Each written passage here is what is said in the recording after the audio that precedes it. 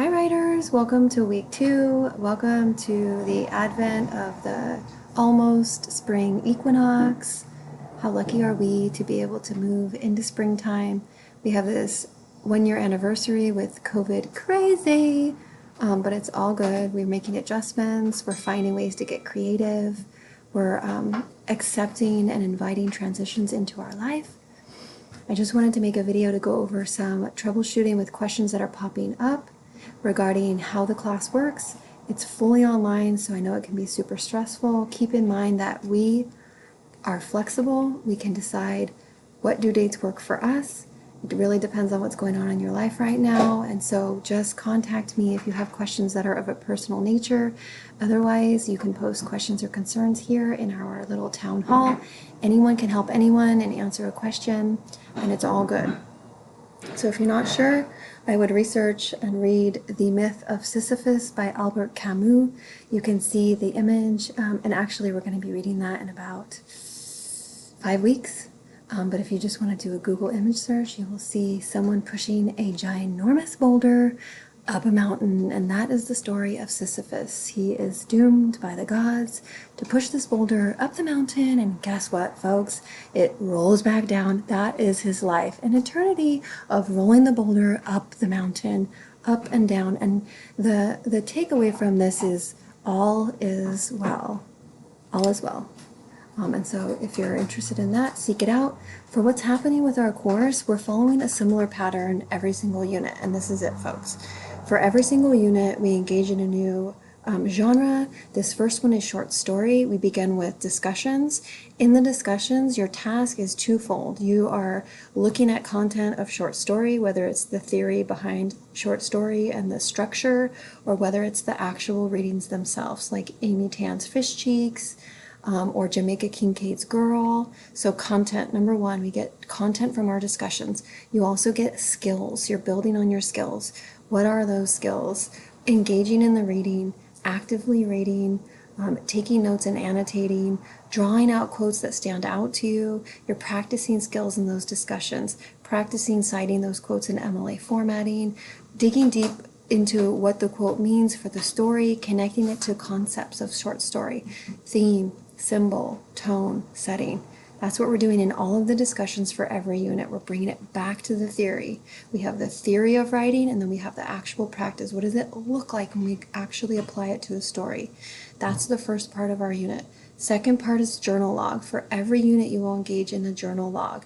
See this as an opportunity for you to go a little bit deeper. You're dropping down into those course concepts. So that means you're not just pulling them, but you're really asking yourself, what does this mean to me, right? To you, not to me as your professor, to you. What does it mean to you? If you're reading Jamaica Kincaid's Girl and you are listening to the mother advise her daughter on how not to be a whore, how not to be a slut, what does that mean in your life? How does that speak to your experience as a female, as a male, observing the feminine, to you, right? I don't have that answer. You do. I would love to hear what you think and how it resonates with you. Journal logs, 2 skills, quotes from the readings, dropping deeper into meaning, and then also, again, your favorite thing, practicing MLA format, right? Just getting that citing down. That is what academics do. They've decided they want it structured a certain way. So when a reader reads it, they get meaning from it because it's structured that way. In the real world, do we care about MLA citing? Probably not, right? No one's going to be like, do you know how to cite an MLA when you're bagging groceries, or when you're have an office job, or when you're running your own business? No, that's not a skill that's transferable. However, following directions, understanding a discipline, appreciate the structure and the kung fu of that particular discipline, that's important, right? So you're gleaning that soft skill. MLA practice. Again, maybe you suck at it. Maybe you've always sucked at it.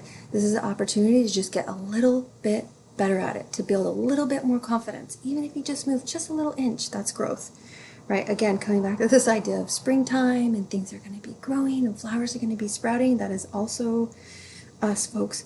Okay, so last thing for the unit, your essay. You're going to be creating an essay for each unit. You can decide which 2 essays of the 4 total units you want to write.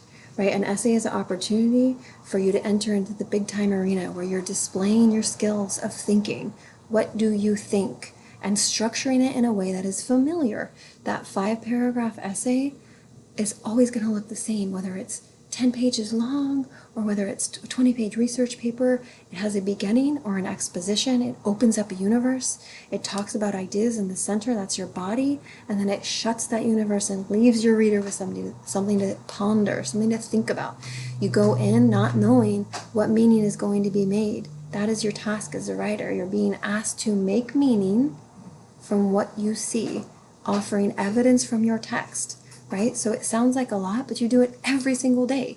When you tell someone about a movie they should watch, or how they should binge out on, what's that one? Schitt's Creek, right? Maybe that's the one, right? Like why you should watch it. That's a thesis, right? Someone's saying you should watch it because it's funny. It's going to make you feel good. It's going to make your heart lighter and all this crazy shit that's going on, right? You're going to fall in love with characters. You're going to learn about story, right? It's an argument. You know this. It is ingrained in your DNA. We are storytellers. We were born this way. That's how the word began. It began with the word. Folks, open your Bible. If you're interested in that, just saying, it began with the word. Okay, so 3 things just to remind you. Each unit: discussions, journal logs, and essays. So if you're not sure, there's lots of different ways you can find out the dates. You can actually scroll on the website. You can click on your short story module by clicking on your button, and then you'll see it here. You're welcome. You'll see entering into your unit. You'll see your little discussions, and then that's where you're practicing those skills. Anything you write in your discussions for each unit, that is fair game, folks. You have created that content, and you can cut and paste it into your essay and build on something, some little bija. In yoga, we call it a bija. It's a seed. Some little seed, you can germinate that and make that grow in your essay. And we have our journal logs, and then we also have our quiz. I am not trying to trick you folks with the quiz. In terms of assessment, you're practicing concepts from each of the packets. You can literally have your packet out and it will ask you a question in the exact same wording from the packet about tone or setting or theme or plot or protagonist or character. Those are terms that we're going to use. That is our language for literary exposition, for literary analysis. We need that. Those are our tools, right? We need that language in order to be able to express the ideas that we want to share with one another. So we're trying on this language. Maybe you're like, ooh, this feels really weird. I don't normally use the word tone or setting or theme. It sounds, or symbol, right? Maybe it feels like uncomfortable for you. That's okay. It's practicing it, right? The more you practice it, the more you hear yourself say it, the more comfortable you're going to be with it. It's beautiful. The world will blossom for you. Like Helen Keller, when she learned how to sign and she learned what water meant and someone wrote into her hand, someone actually took what was her teacher's name? Anne Sullivan? Anne Sullivan took her hand and put it under a pump and pumped the water onto her hand, and she knew that was the cool thing on her hand, running on her hand. For her, that opened the world of language for her, for water, right? So that's what language is going to do for us with our essays. That's what it will do in our lifetime. So again, a few takeaways: practicing. Every single discussion, every single log that you do, you're practicing.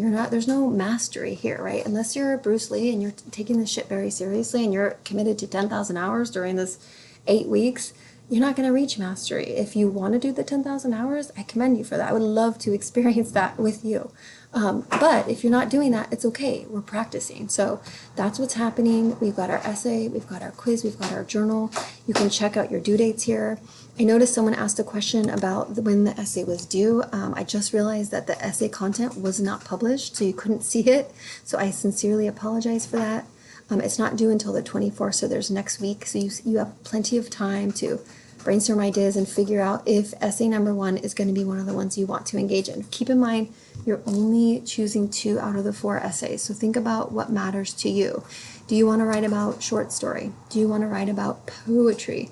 Do you want to write about drama, right? Theater and August Wilson's play Fences, that's coming up in a few weeks. Or lastly, do you want to engage in the myth of Sisyphus by Camus? 2 out of the 4. So only do it if your body is joyful. If you're like, yes, I have something to say and I need to write this down. That's how you know when you're onto something beautiful, is when you want to do it, right? Some people call that willpower, but I just believe it's an energy, right? You're feeling it. So trust that. That's little recap, super fast. Feel free to slow me down on your video settings if you want. It might make a little more sense to you. Have fun, and don't forget, if you have any questions, post them on that first discussion. Have a wonderful, wonderful week too.